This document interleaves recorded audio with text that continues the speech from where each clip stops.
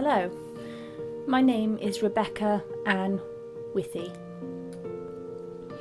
I was trained in mindfulness back in 2010. Mindfulness can be used for many things. It can be used to support anxiety, to support depression, support low mood, many things. Also, mindfulness can be used even if your mental health is well and positive, as it's a great way to practice mindful methods. This is because mindfulness is scientifically proven to support mental well-being. It encourages you to connect with the world around you instead of getting lost in thoughts or fears or worries. Mindfulness is easy, but not always simple. Our minds are so used to thinking, planning, reflecting, analysing. So for the mind to be still, to observe and to accept, this may not feel natural at first, but this is why we practice mindfulness meditation.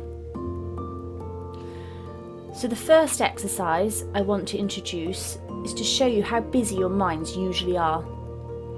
This is important as the first step towards understanding mindfulness is to look at the contents of your own mind and see what happens. If you're prone to anxiety, perhaps your mind is always in the future, thinking ahead with what ifs or criticising yourself. If thoughts always look back in the past, this could mean they look back at times of sadness or regret. Both behaviours mean the mind is less able to enjoy the present moment. So the first exercise is called thought awareness.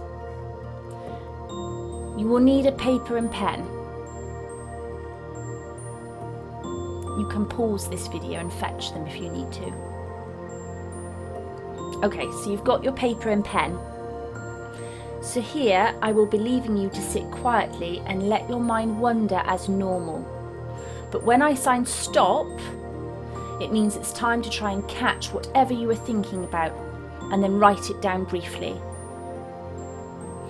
Then leave the paper and carry on sitting. And then I will say stop again, several times over 1 minute. Okay, ready? So just sit and relax and let's go.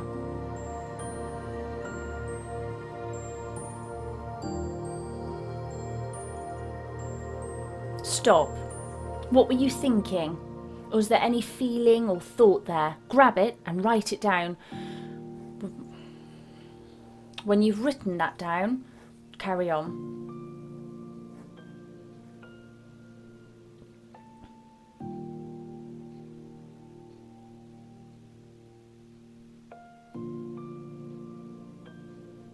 Stop. Any thoughts, feelings, anything? Write it down.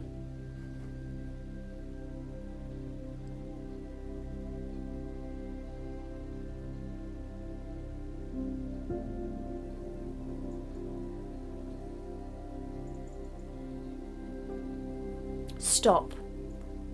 What was it? Write it down.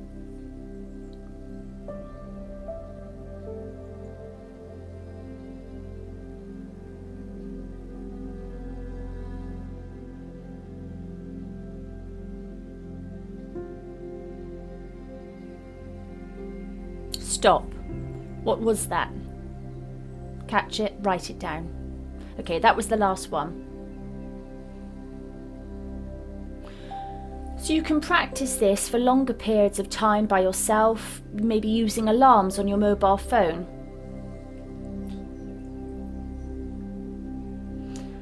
So the aim of this is to become aware of your own thought patterns. Because when you're aware of your own mental habits, then you're able to become in control of your thoughts again.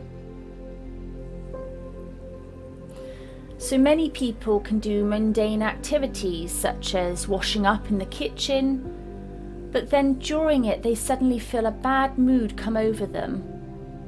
This could become they weren't aware of their thoughts already drifting into things that they've already happened.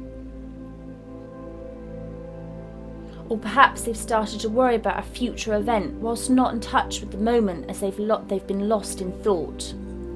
So the first step with mindfulness is to gain an understanding of how your mind works and what type of thoughts tend to arise in your head. When we start to notice where our mind usually goes, then we can start to change this if we need to. We can begin to let go of them, to see thoughts as not actual facts. If you tend to criticize yourself, you can question whether this is helpful. It isn't. If you have a tendency to drift back into the past to sad times, is that helpful or relevant to now? No. This activity, thought awareness, is something you can practice yourself. Try to catch yourself thinking during times when you'd be oblivious to thoughts. Give it a go.